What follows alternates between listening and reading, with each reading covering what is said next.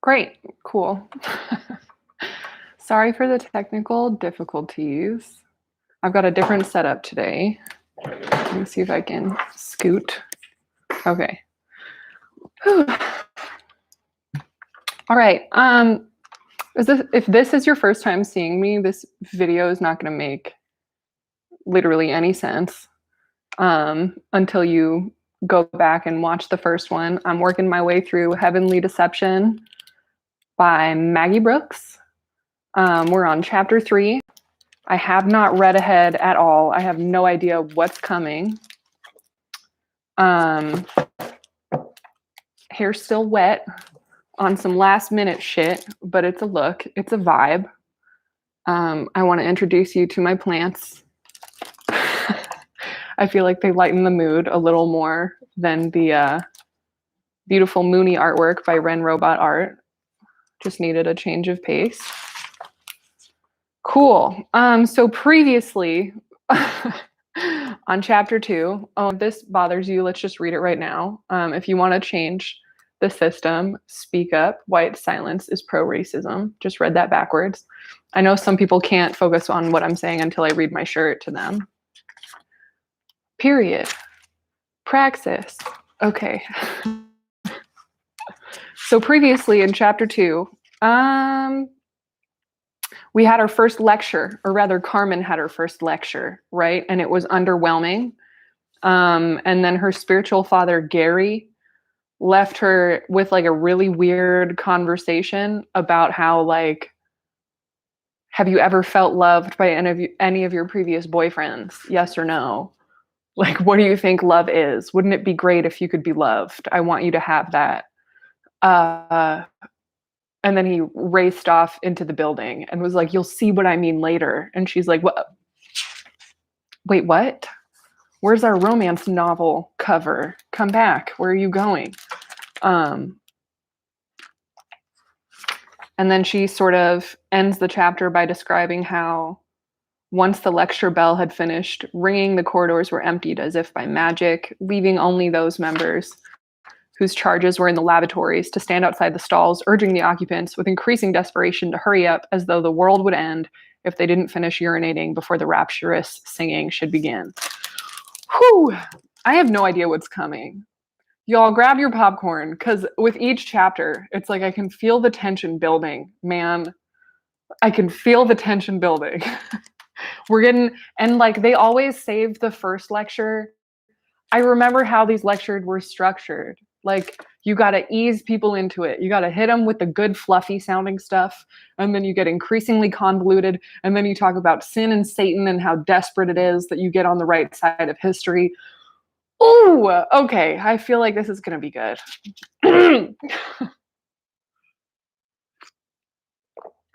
Are you ready, plants? Are you ready for this? Okay, chapter 3. Carmen sat through the second lecture with a small, worried frown of concentration on her face, as Matthew chalked up his bizarre diagrams with a piece of blue chalk that squeaked. He explained his thesis in an even reverent tone of authority. Carmen struggled to jot down every word, dutifully reproducing the cryptic geometric constructions in the childish notebook they had given her. Yeah, so like, Moonies use a lot of like diagrams, like the 4-position foundation that kind of look like atoms, like atomic structures. And it'll be like God, mother, father, child, God, man, woman, family.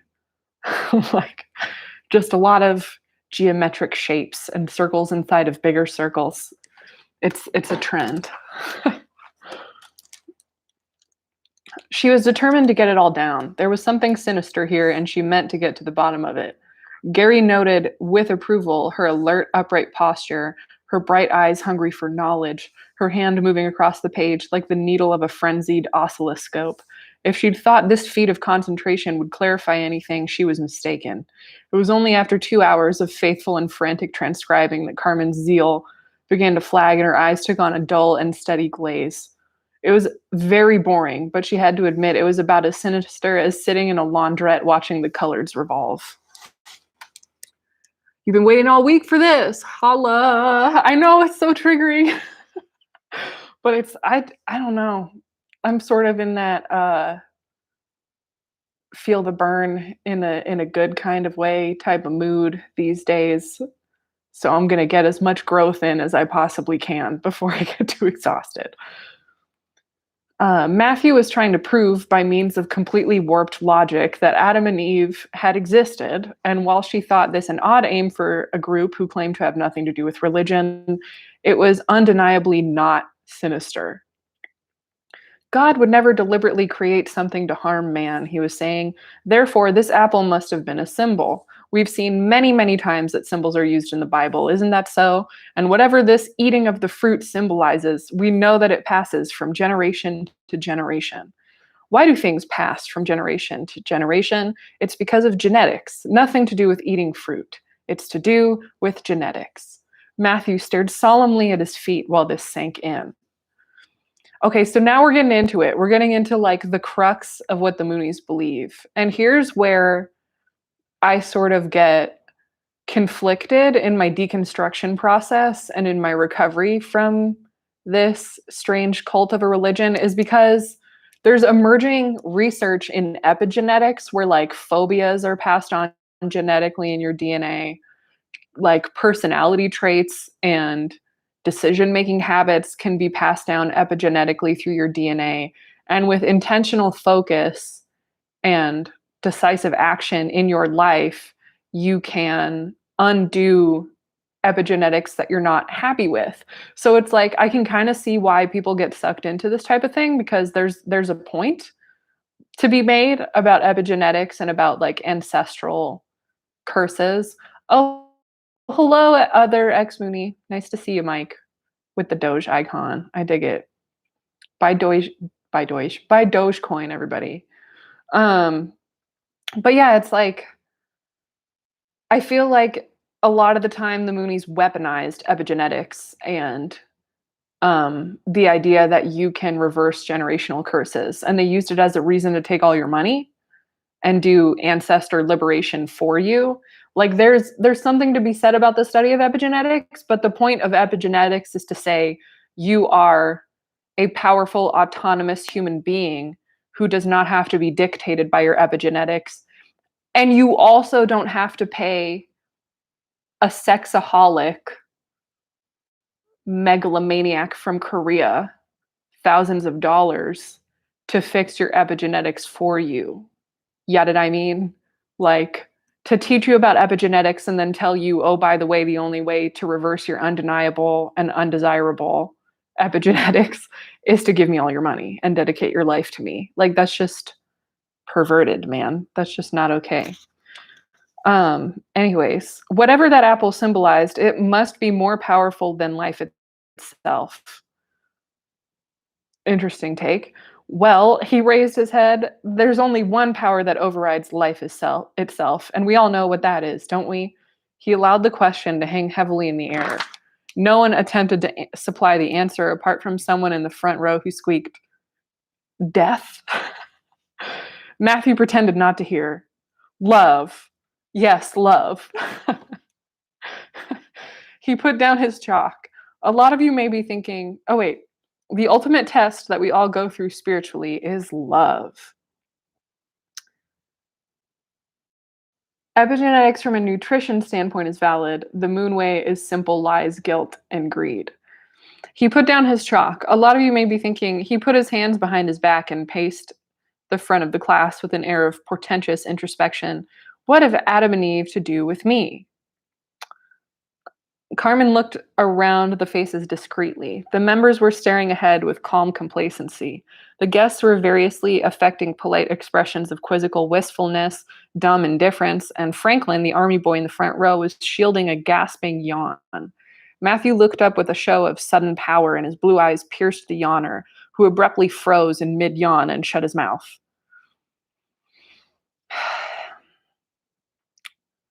So I have so many thoughts going on right now. Okay, so first of all, epigenetics.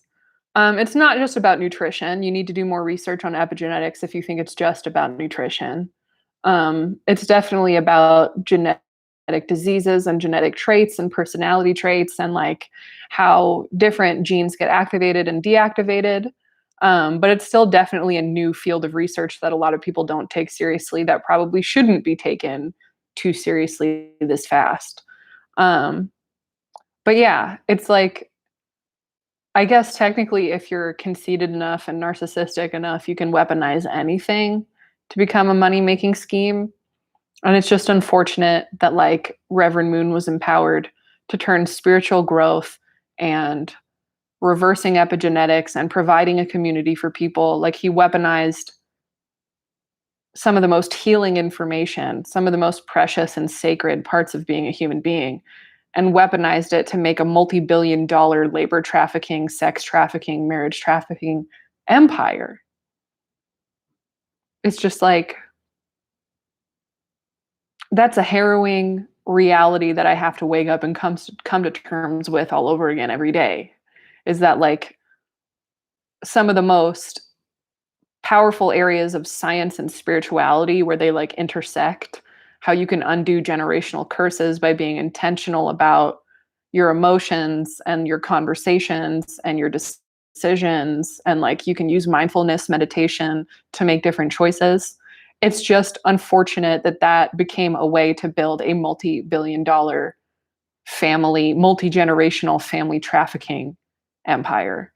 And it's like, in order to heal my own PTSD symptoms and my depression symptoms, I have to wake up and come to terms with the fact that that's what I've been through, is a bastardization of some of the best parts of spirituality and science in order to enslave multiple generations of my family.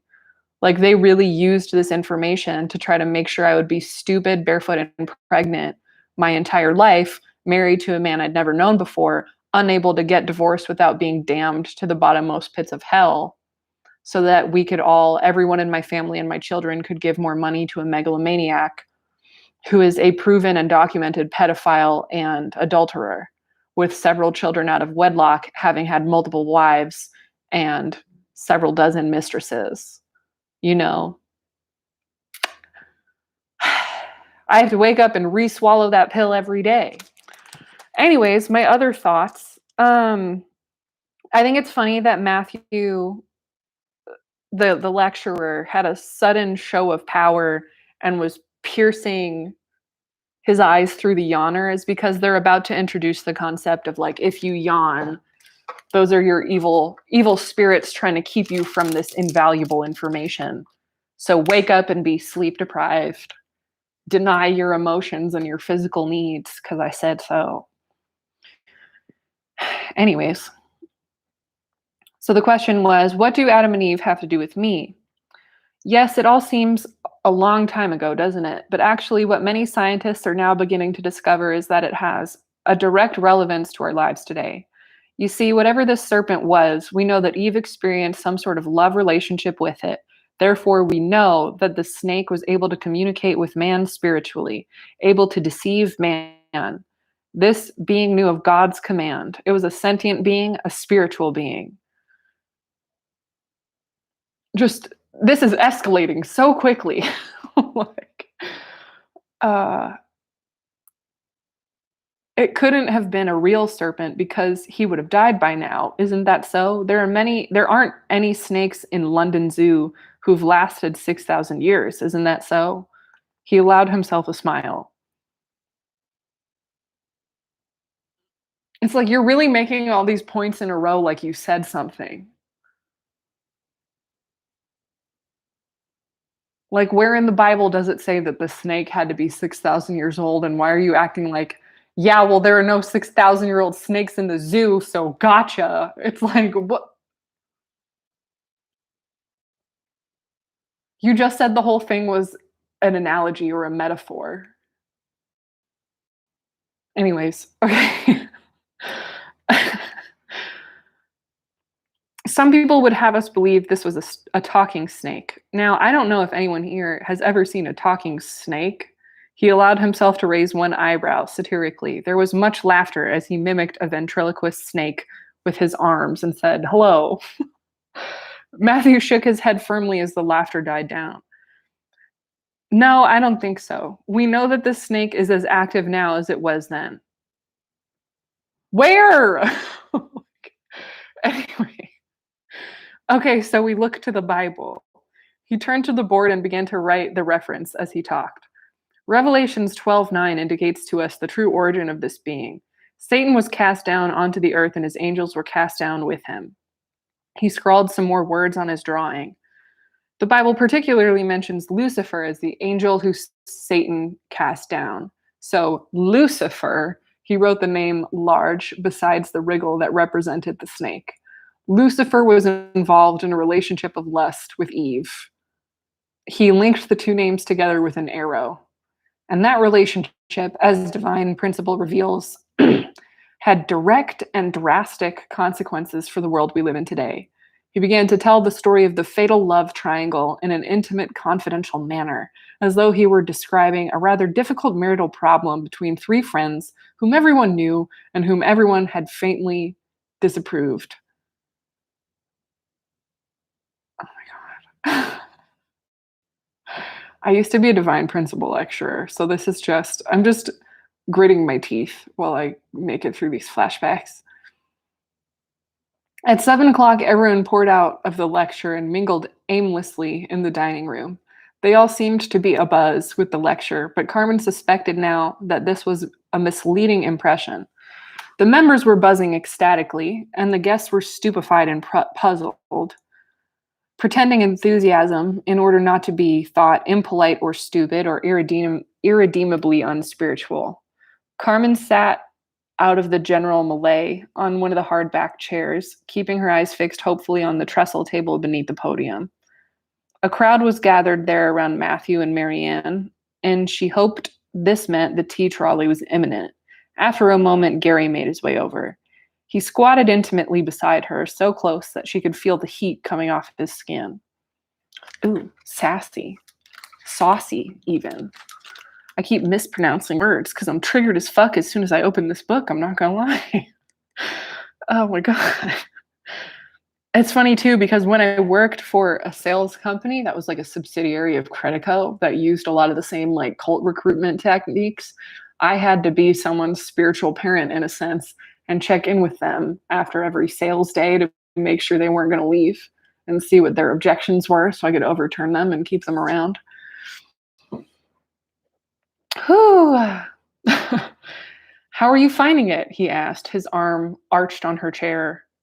Oh, she said noncommittally, it's quite interesting.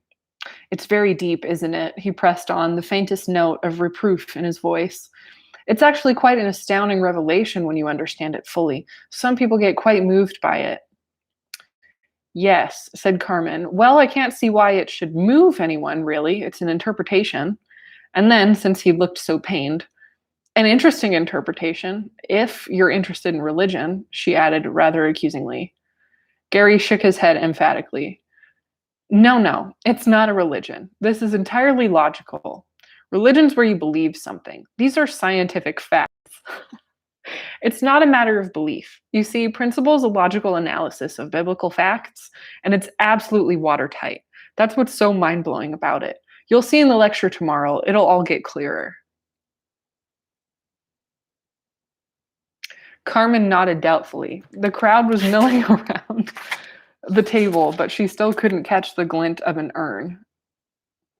Gary redistributed his weight slightly, effectively blocking her view and bringing her attention back to his earnest face. Wow, that is so desperate. He's just like, I know you're looking over there, but like, look at me though. Relentless. I'm surprised it didn't affect you at all, he said. Personally, I could hear that lecture over and over again and never get tired of it. There's always some new point to pick up on. It just gets deeper and deeper every time. Now, are there any points you want clearing up? He asked. Carmen looked at him wonderingly as he spoke. There was an urgency, an alertness about him, as though it was tremendously important. There was no doubt that his proximity and the anxious way he scrutinized her face was flattering. She wanted to please him. She didn't want to pour scorn on his religious beliefs, if that's what they were. But in the end, what was there to discuss? Like any religious theory, one believed it or one didn't. There were a few things that bothered me, if you're trying to say it's logical. She screwed up her nose. But really, it's hardly worth. Let's go over them, he said firmly. He got up and pulled himself a chair to sit on while she pretended to run her finger down the page. Well, she stared dully at the page of frantic scrawl and indecipherable cryptograms. Look, just on a logical basis, Gary, if the talking snakes ruled out because we've never seen one, he nodded tersely, then you have to use the same logic for angels. You can't switch. Oh, shots fired. She has a point. That's a fair point. But as Matthew pointed out, God only needed the angels while he was creating the world. I mean, for instance, the Bible says that God said, "Let there be light." Well, he must have been talking to someone, so the logical deduction is that he was talking to his archangels. He said this in such a matter-of-fact tone that Carmen could only lower her eyes and nod dutifully rather embarrassed for him. But that's not what I'm saying, Gary. I mean, if you've never seen a talking snake, and that means there's never been a talking snake, then logically you have to say, we've never seen a man with wings, so there's never been a man with wings. He sat silent, so she assumed she'd won her point. Oh, girl, you assumed wrong. The sound of her own voice was beginning to irritate her. I know that feeling. It's like you feel weird for continuing to talk. She added more gently, I'm not saying there were never any angels. I'm just saying you can't use that kind of argument to prove it. Yes, said Gary. Well, actually, they didn't have wings, but I know what you're getting at. The thing is, the angels were only necessary up until Jesus came. You won't find them mentioned much after that. Once the direct communication was established, God didn't need them anymore. Carmen nodded, wild-eyed, at this surreal discussion. Yes, I got that, Gary, but maybe he needed a talking snake on the same basis, and then he didn't need it anymore. But the whole idea of a talking snake's totally ridiculous, Gary protested. Not if you happen to believe it, Carmen pointed out. Then, weary of the whole pointless conversation, she added, which I don't. In that case, you haven't understood it, he said. That's okay. It's pretty complicated if you haven't got a scientific brain.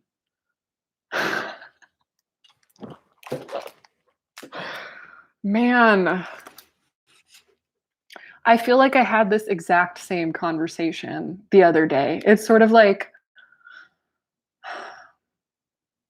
it's really, really important for Moonies, more so than anyone else, to feel smarter than the entire population. That's literally what draws them into the movement, is being told that Reverend Moon has the answers to all of the blind spots that have always bothered you about Christianity and Islam and Judaism and Baha'i and whatever it is. Like, the whole point of being in the Unification Church is feeling more prestigious and feeling more right than everyone else. And eventually you're told that your blood is more pure than everyone else, which is why you can't ever fuck or marry or reproduce with anyone who has different blood than you.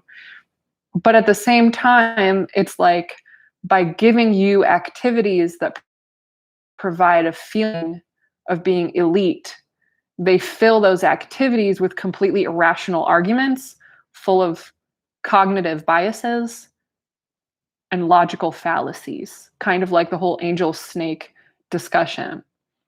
And then you become so addicted to feeling better than other people. You become so addicted to being part of a group that has it right and like has all of the answers concretely, that when someone tries to have a more like meta logical argument discussion with you, you can't see the flaw in your own logic because you're so emotionally committed to being right. It's almost like if you take a moment to point out the logical flaws being made by the person who helps you feel better than everyone else, you'll have to give up feeling better than everyone else. And if that's like a huge motivation for sacrificing your time and your money and your relationships to be a part of this group, literally your emotional addiction to feeling better than other people is going to make you blind and deaf in a very easy to understand, plain English discussion about the logical fallacies you're using.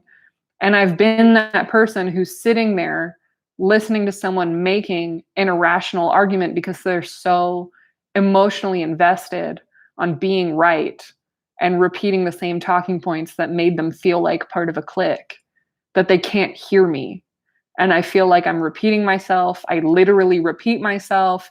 I try to break it down slower for them. I try to show them, like, I understand why you want this to be true, but XYZ. And they literally start acting like a cokehead who is watching me take their cocaine away from them. Like, they become irritated. They start raising their voice. They start getting physically agitated and antsy and fidgety and aggressive, you know? It's just the strangest, most erasing experience because they're so distracted by the way I'm taking away their family from them. I'm taking away their sense of identity and their sense of security and self-worth by showing them the loophole and the flaw in their argument, that they don't see my face anymore and they can't hear my words for what they are.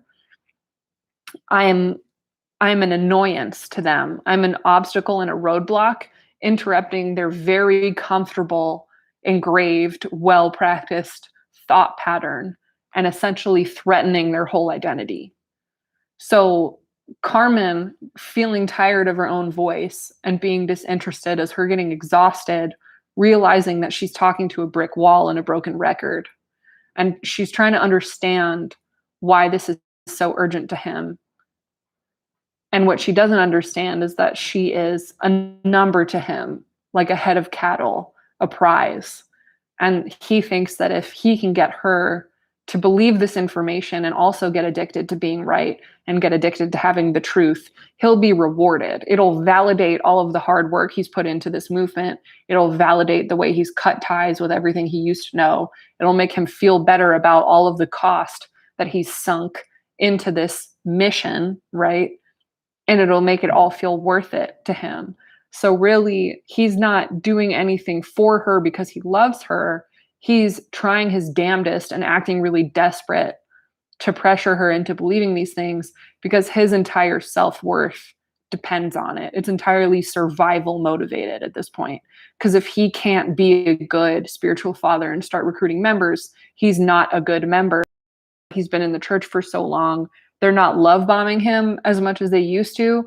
They're dangling more affection in front of him if he can recruit more people. They love bomb you in the beginning to get you hooked into the community. And then once you've been a member for a long time, they reserve attention and affection for overachievers and people who can survive in an extremely competitive environment. Anyways,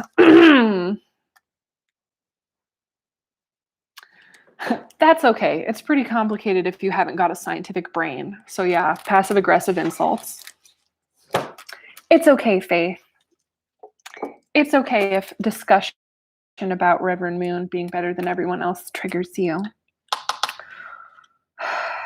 Her eyes leveled on him coldly. Now let's get back to the tree of life. And to Carmen's astonishment, Gary began to paraphrase the lecture she had just heard at great length, as though she hadn't heard it at all. As he talked, his eyes took on a strange, opaque, distant look, as though some mental drawbridge had come down, as though he was on automatic pilot. Because he is. She waited until he drew breath and then cut in with an air of finality. But look, Gary, it's all academic, really. You know I'm interested in hearing the philosophy, but, well, since I don't believe in God, it doesn't really matter, does it?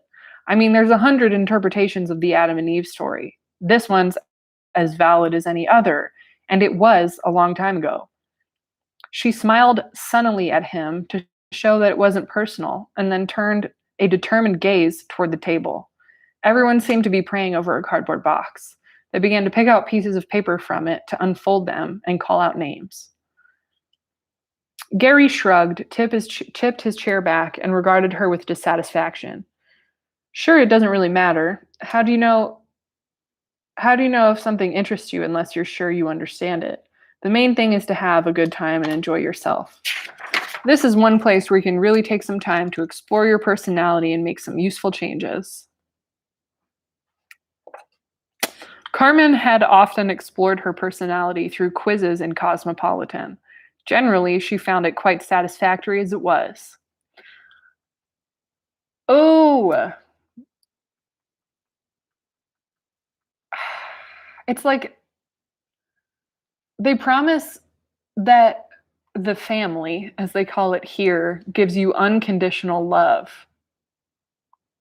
But the way to be accepted into the family is to change yourself and to fulfill a bunch of conditions. Isn't that the definition of conditional? Just say, okay. She was feeling very hungry, but she could see that people were beginning to sort themselves into teams like children in a playground.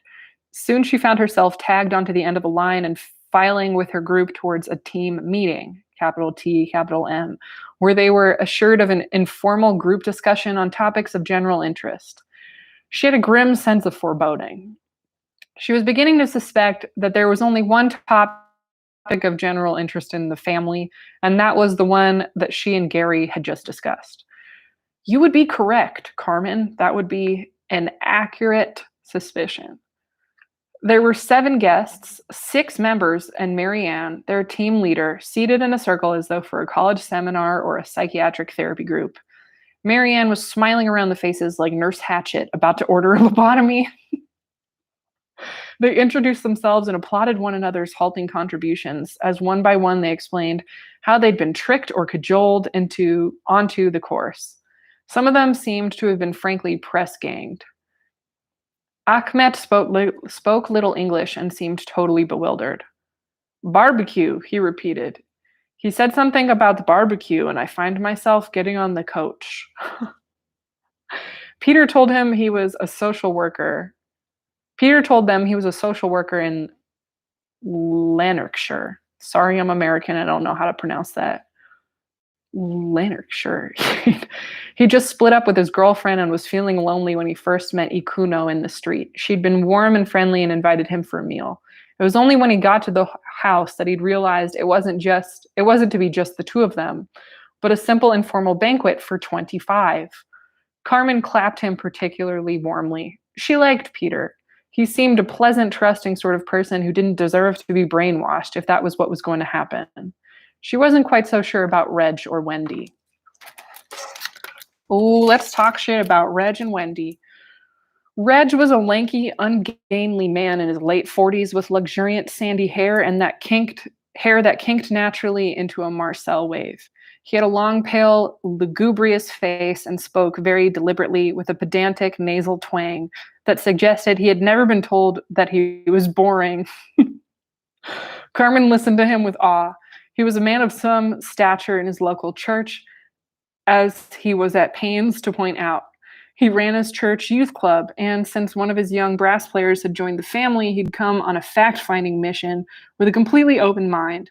Now he delivered his interim findings. And I found it very warm, very God-fearing, very hospitable. He nodded gravely at Marianne, like a king, acknowledging a revered consort. His mind was so open, thought Carmen, that he represented a danger to himself. He was one of life's natural conformists who, given a structured situation, would instinctively ally himself with any authority that presented itself, and he was already turning backflips and somersaults to get his gold star. Oh, let him know! Tell him how you really feel. This book is fucking savage, and I'm here for it. I still can't get over how she described the what's her name? The prefect girl who like tells everybody where they're gonna sleep. She like described her as a dog, like an annoying German shepherd. I still laugh about that. Okay. Wendy and Ruth were mother and daughter from a nice middle-class suburban home. Wendy wore a velvet Alice band in her hair and a pained expression on her face, perhaps as a result of her sudden cruel desertion by her husband, which she recounted to the group. Her eyes were already remote, and she seemed hungry for the group's approval. Her daughter sat beside her, a pale, unhappy 14-year-old lump, a lump with a ponytail, and two grave gentian eyes that were her only beauty. Her eyes were her only beauty. She's a lump, and only her eyes are beautiful. The pair seemed like two shell-shocked survivors, gripping at the only raft in a hostile ocean. So it's like you're beginning to understand why each person sort of became vulnerable to be sucked into a group that gives them lots of attention and promises them free food and like a community.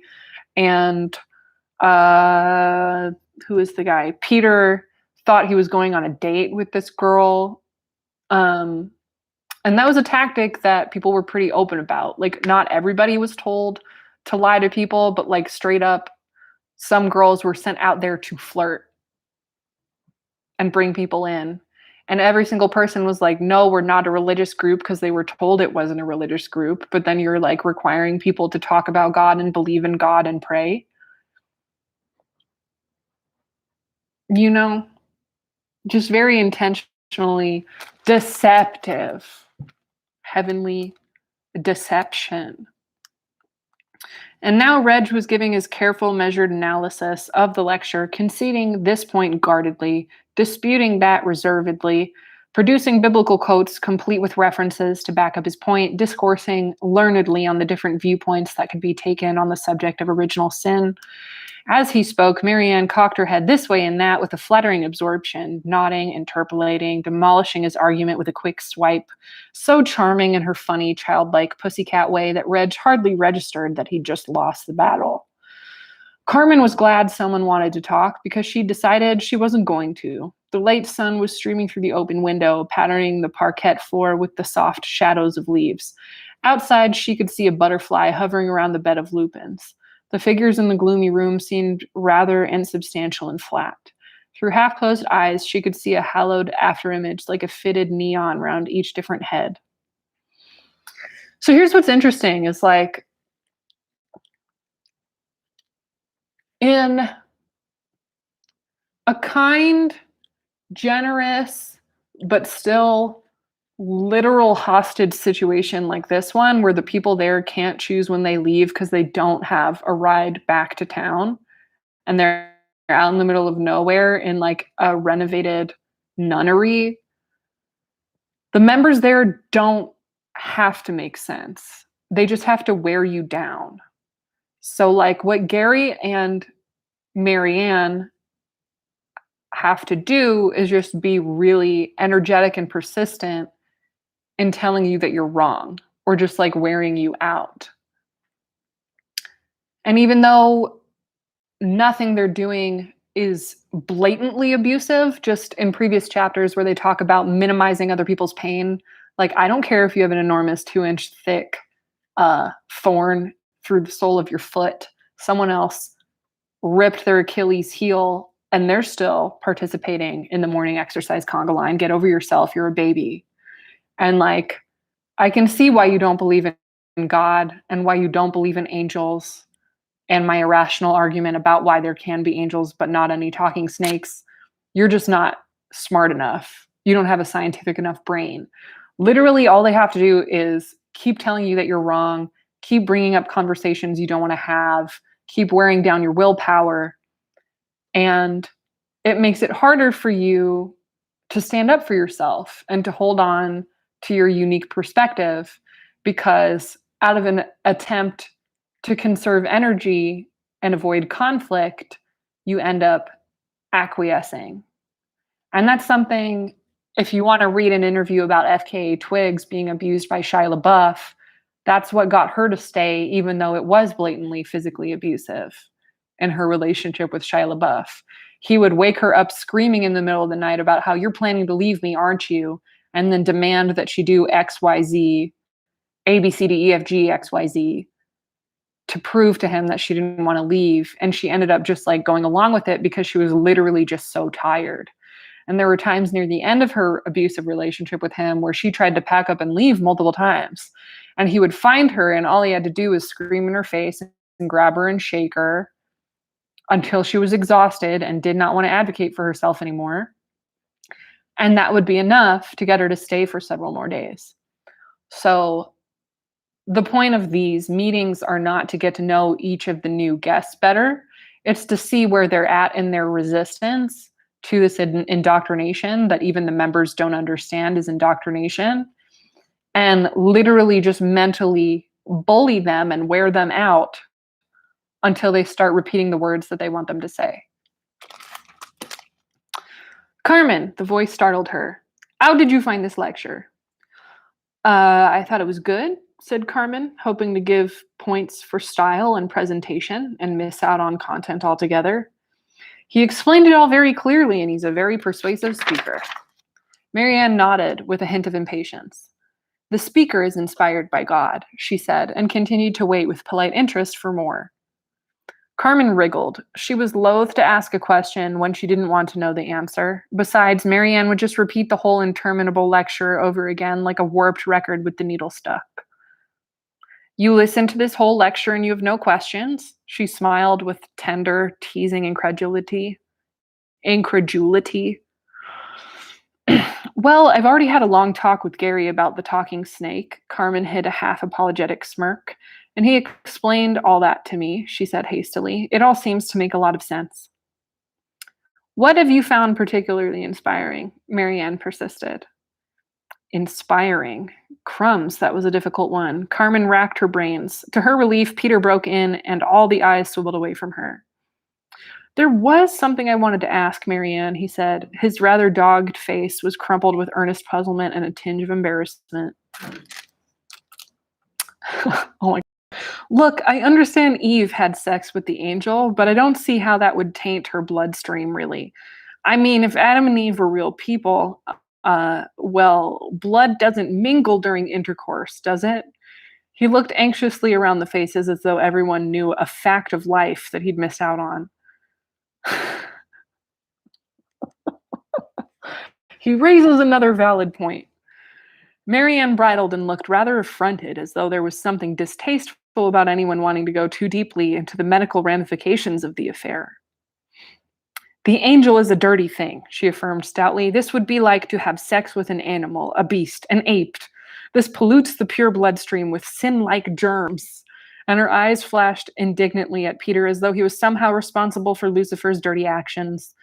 Eve's blood is tainted with the bad blood of the spirit man, so that when she has sex with Adam, that sin, it multiplies like germs, more and more, breeding down the centuries like bacteria, and this is how we have such a bad situation now.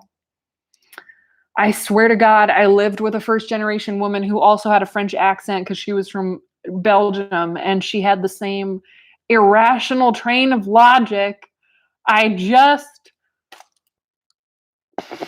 Sweetie, it's indoctrinated spiritual germophobia that doesn't make any goddamn sense. It doesn't. And then they pressure you to not ask any questions by doing what Marianne did here, which is look at like you're gross. Look at you like you're gross for even asking a question. They tell you you can ask questions for the simple point of shooting down your questions and making you feel dumb and gross for having questions. You see what I'm saying? Oops, there goes my cup.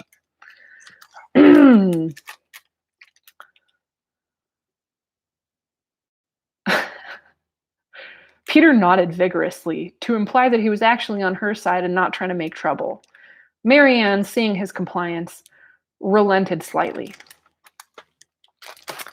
And it's like, in an attempt to be right and to influence everyone around you to shut up and believe the same things that you believe, they don't care about your feelings, and they just care about driving the point home. I still do that, to be honest. I still bulldoze people's emotions and upset people greatly to prove that I'm right. But to be honest, I feel like that's also part of being a good salesperson, or being a good lawyer, or being a good attorney, public defender. There's a time and a place for that. Civil rights activist, YouTube activist. You get what I mean? This is how we have sin and suffering in the world today. Lucifer actually spoiled God's beautiful plan. This human history should have been like a factory line producing perfect human beings. But what happens? The factory produces rejects, and the fault of this prototype just keeps on repeating, multiplying the damage. This makes a lot of sense for the way our world is today, huh? This is getting increasingly spooky sounding. She's talking about making rejects. I thought they said earlier that God doesn't make anything that's harmful for humanity. Make it make sense, sis.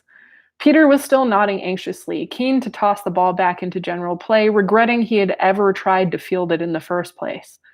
Once Marianne had elicited questions from each of the guests and dispatched them all with her quiet, inexorable logic, they bent their heads in prayer, all apparently satisfied, while Marianne informed Heavenly Father of how ignorant they all were and begged him to make them humble. As they looked up, Peter caught Carmen's eye, and she saw that crumpled, puzzled look was still there on his forehead, as though none of it made any sense at all. The guests filed out like a line of stunned ducklings toward the dining room. Well, that was a pretty stimulating session, Pamela chirruped. What did you make of it? Reg is a bit of a bore, Carmen said idly, aware that he had stayed behind after class to ingratiate himself further with Marianne. Pamela frowned. We try to look at people through God's eyes in the family, Carmen. We've all got qualities and faults. Her tone was quite severe. Some of the people with the sharpest tongues aren't always the people closest to God's heart. It's not nice to be always criticizing. If you just try and look through God's eyes for once, you might discover some rather revealing things about yourself.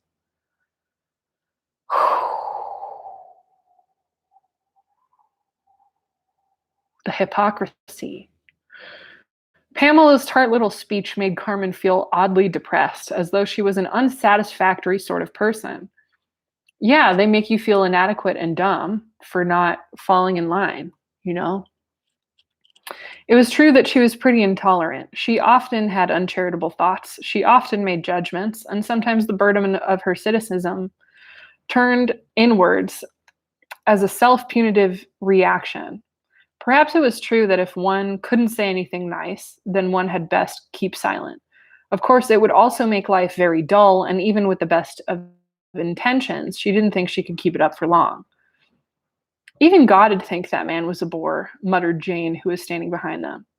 We don't like to be judgmental in the family, said Pamela swiftly, and we dwell on people's positive characteristics. He's nice and tall, Jane simpered, and she pinched Carmen's arm and winked. But Carmen suddenly realized that she was feeling, for some reason, ridiculously tearful. She didn't laugh for fear her face would crumple. So that's interesting, is like, I've definitely experienced that, where you're like going around basically trying to just survive in these extremely condescending, accusatory accusations. That's redundant. And these like accusatory conversations, trying to just, not be made fun of or talked down to passive aggressively. But they're not saying any rude words. And they're saying it all to you with a very sing-songy, pleasant tone of voice and a smile on your face. So it's just like, you don't know why, but after a certain level of exposure, you suddenly want to cry. Like, I know exactly what that feeling is. And then you shame yourself for wanting to feel that way because it doesn't make intellectual sense, because no one has hurt you physically. No one has obviously been trying to be mean intentionally. They're convinced that they're doing a good thing. They're saying it with a nice voice, but you feel like shit and you don't know why. There was the remains of the stew for dinner, followed by a bright jelly and custard, which Carmen refused.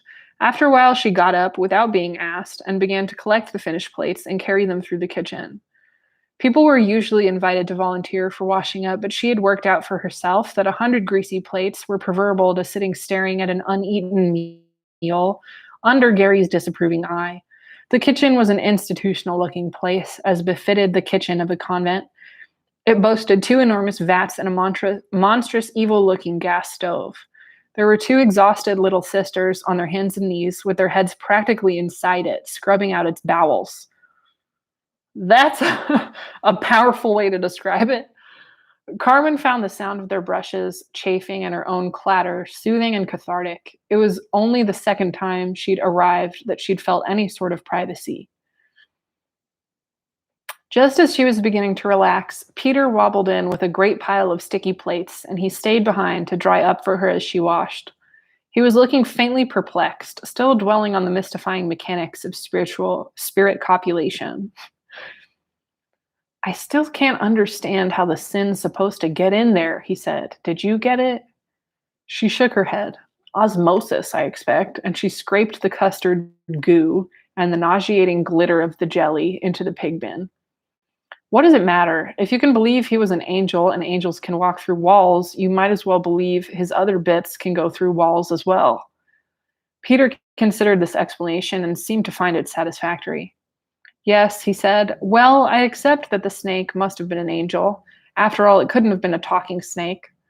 Of course it could, said Carmen testily.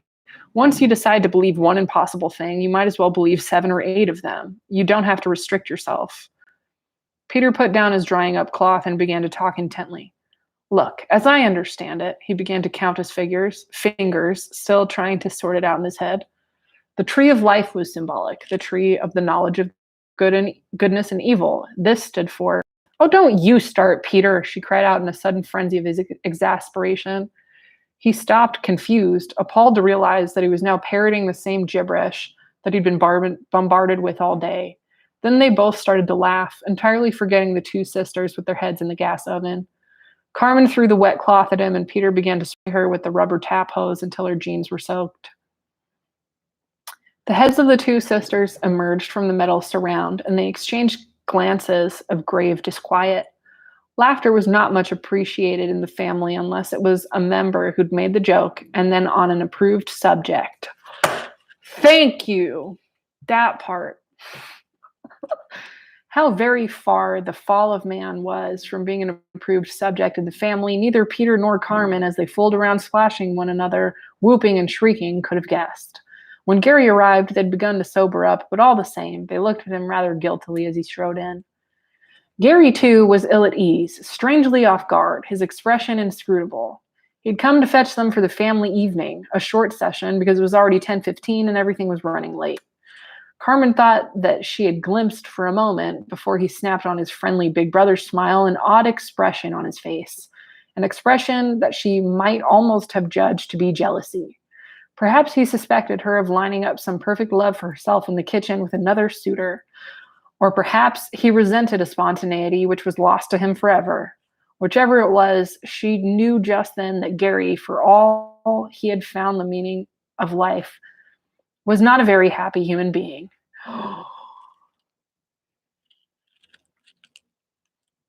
I'm sorry, I just need that to marinate in my brain for a second.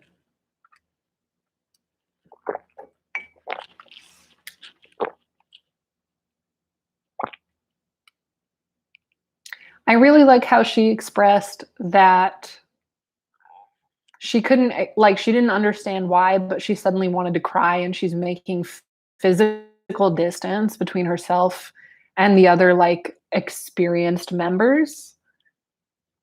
And now she's pointing out that even though Gary claims to be, profoundly happy and loved because he's in the family and he knows what real love is, he's looking all fucked up because she's laughing in the kitchen. He's angry that she can be happy without knowing the truth. He's getting irritated at stupid shit that a profoundly peaceful and satisfied person would not be irritated by.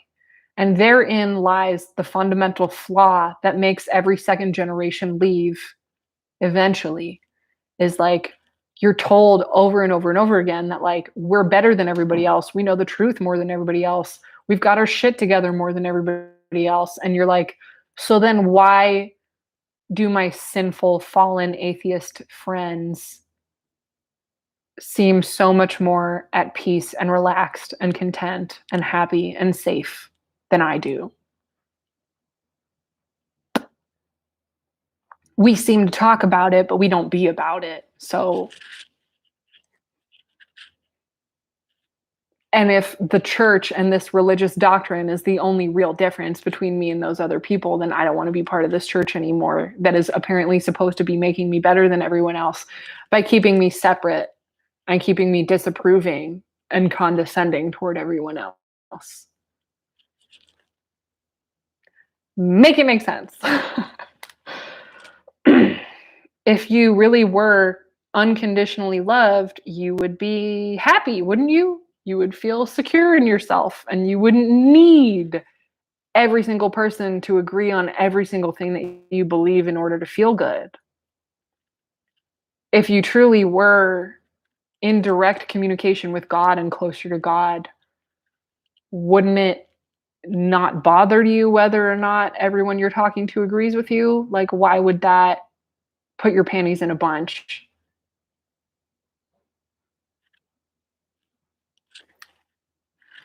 Anyways, they hurried after him to join the jollification in the hall. An amateur talent night was in progress, and people were being encouraged to come out to the front and do a turn. The lights were dimmed with spotlights on the floor area, and it somehow created the excitement anticipation of a special children's treat.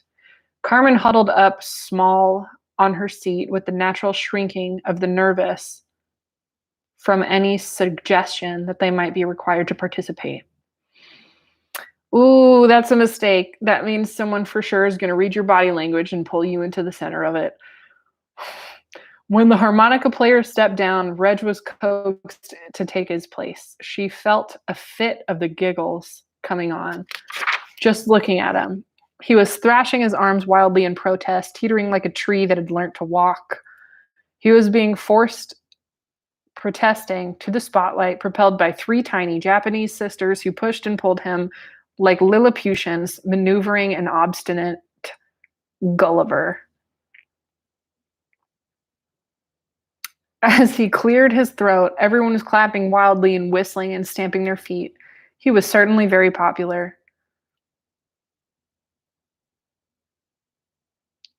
Thank you for saying I would be a great teacher, but if I ever had to teach high school, I'm pretty sure I would kill myself. Like, no disrespect, but I don't ever want to do that job.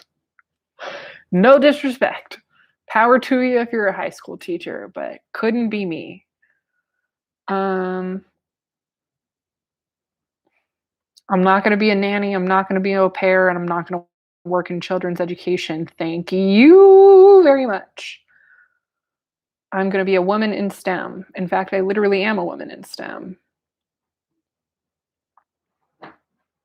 He has a very good singing voice, Pamela explained, which made it all the more excruciating when he actually began to sing "Bless This House."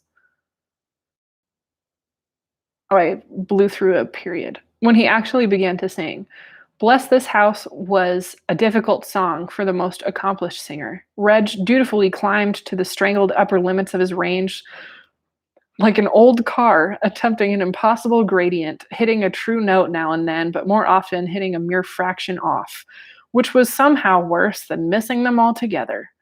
Carmen's shoulders began to shake. She was very tired and was beginning to feel a little hysterical.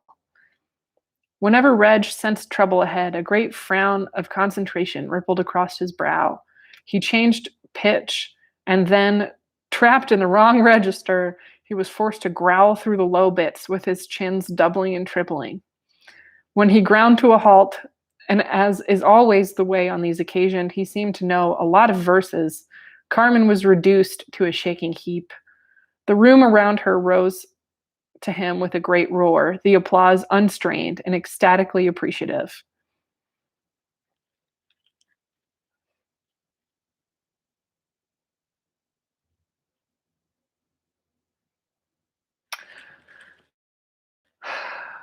So that's the other thing about being in a group that doesn't care how awkward or poor or abused or abusive or dysfunctional or uneducated or atheist you are, they're going to congratulate you for participating to make sure that you keep showing up and participating. And they are going to keep anyone from pointing out why what you do is inappropriate, to first of all make you feel like shit and keep your self-worth very low so that you do what they tell you to do. But also because they want to discourage critical thought. They want to make everyone feel included. They don't want to risk anyone leaving. And they don't want to make you feel like you're an authority figure who can discern things for yourself. So he was bad at singing, but it would be alienating for anyone to actually say that to his face. So they're probably going to invite him to sing again eventually in this workshop. Reg stood there abashed in the spotlight, unable to credit his audience's enthusiasm, stooping shyly and foolishly on one leg, his face glowing red with a painful boyish pleasure as he began to beam helplessly from ear to ear.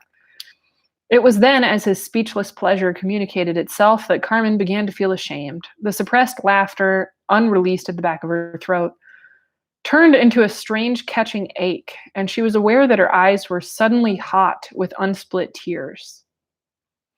Perhaps she was seeing him through God's eyes, or maybe it was that there is nothing so touchingly vulnerable as someone who can't sing and doesn't know it. Reg was having his moment, and as she looked around the assembled company, all smiling and clapping and roaring their acceptance, she felt swamped with an emotion that was unquantifiable. There was something genuinely moving about people who offered this kind of support, who would love you regardless of what you were like, what you did, what you wore, or how witty you were in conversation. Called it. Emboldened by the rapturous response, Reg was now licking his lips as though about to give them another tune, but thankfully the sisters who dragged him on now dragged him off before he could push his luck. You'll have to sing one night, you know, Gary said to Carmen in a low voice. No, I'd be mortified, she said, shrinking. Yes, but those kinds of inhibitions, what use are they? He asked. Really, they're just a form of self-regard. I sing like a dog in pain, she said firmly. I should imagine from looking at you that you'd have a rather beautiful voice, he said cordially, and then he turned his attention back to the unskilled juggler who had now taken the stage. In the dormitory at midnight, Carmen and Jane lay, unwashed, in their bunks, one above the other, each staring at the view above them, their eyes unfocused, totally high and too exhausted to sleep. Pamela breezed in and began to distribute hand-stapled books of white paper to the sisters in the room. As she handed them up to Jane and Carmen, she lingered, waiting for a response. Carmen looked at hers. It was blank. On the cover was a blue tissue paper crescent moon and some stars. The words, "My Book of Reflections," had been written oh so carefully at the bottom with a purple felt tip pen. I helped make it, said Pamela shyly. I cut out all the little blue shapes. There was something so wistful about the way Pamela hovered that Carmen felt obliged to admire it exaggeratedly, rather as though a child had timidly preferred an unrecognizable Santa made from a Dairy Lee cheese box and milk bottle tops. But Pamela was not 5. She was almost 19. It's lovely, said Carmen. Did you really cut the stars out? That must have been quite tricky. Silence. What's it for?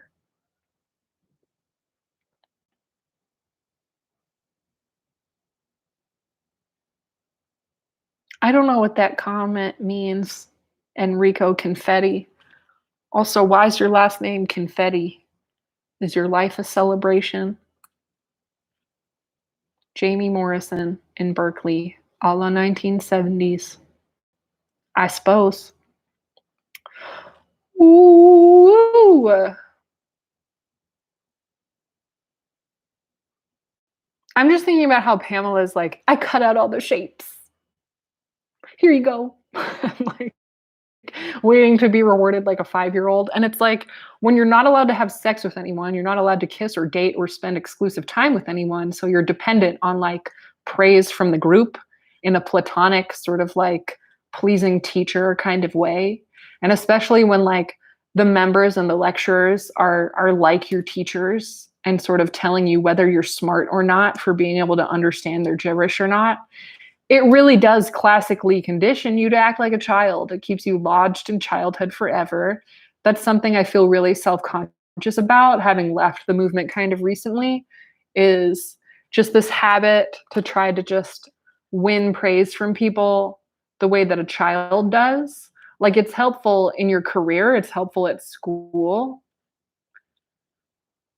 but I don't think every relationship is supposed to be that way. And I don't think as an adult, you really need to be begging people for approval, you know, trying to people please everyone for life.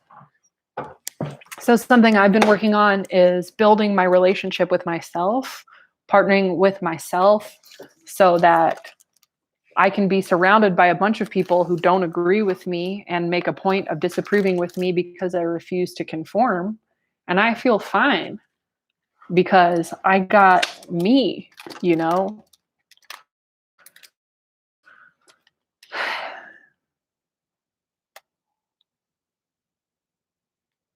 But yeah, it's like you really got adults out here begging for approval and attention and gold stars like 5-year-olds.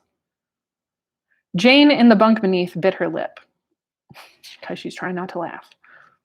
Oh, you write down all your private innermost thoughts, you know, about the course and anything really beautiful that happens to you. I'll write something really nice in it, Carmen promised warmly.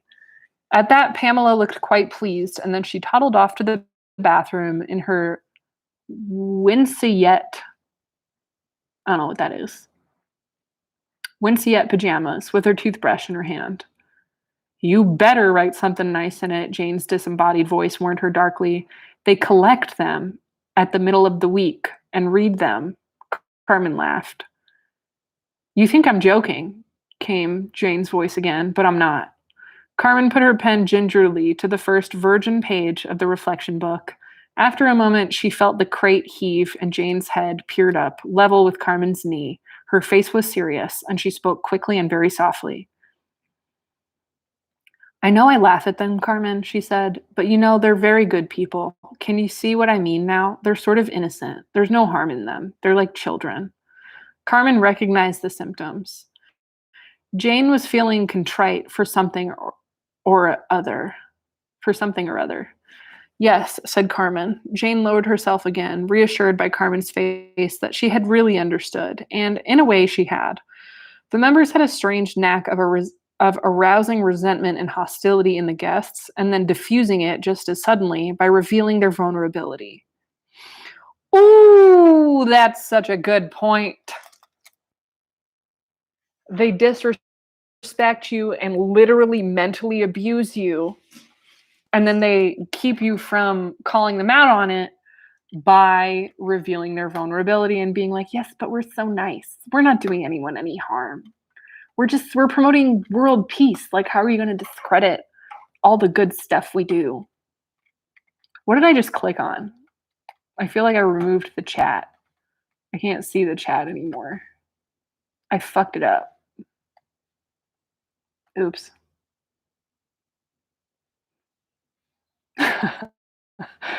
Hopefully y'all can still see me.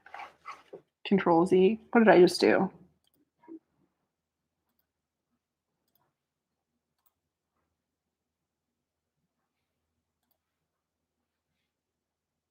Okay, well, we're almost done with the chapter.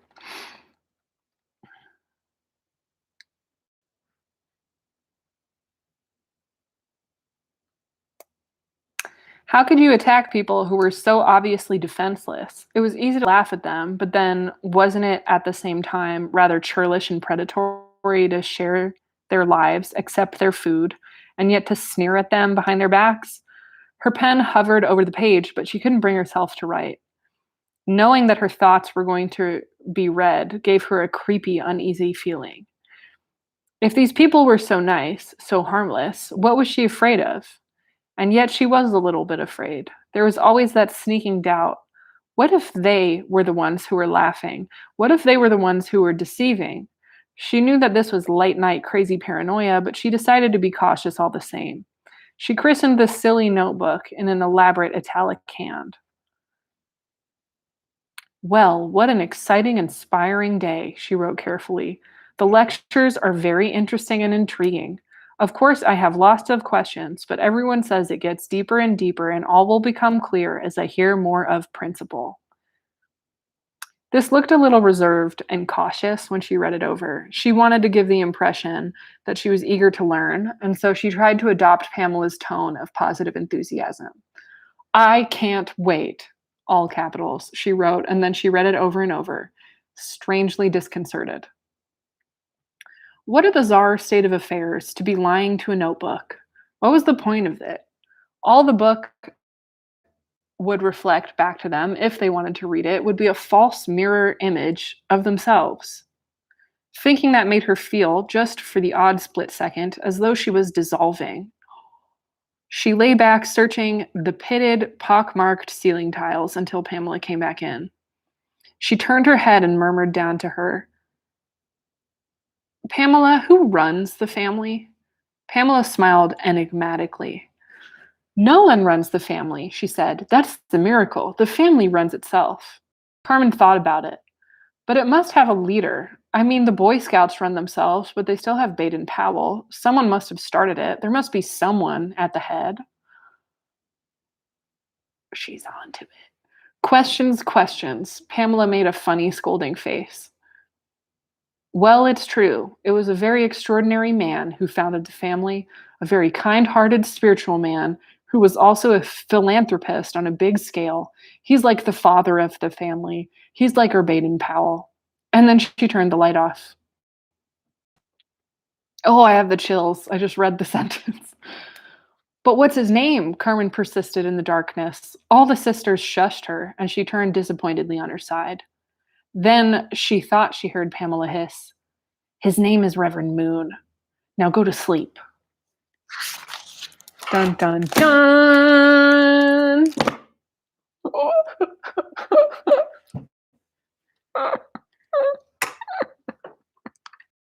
I feel like I can't ever watch these live streams back because it's just me getting triggered to no end, stuttering and saying obnoxious words that I pronounce incorrectly because I'm triggered. Anywho, Hey. I'll see y'all later. Hey. Are you busy right now? I just ended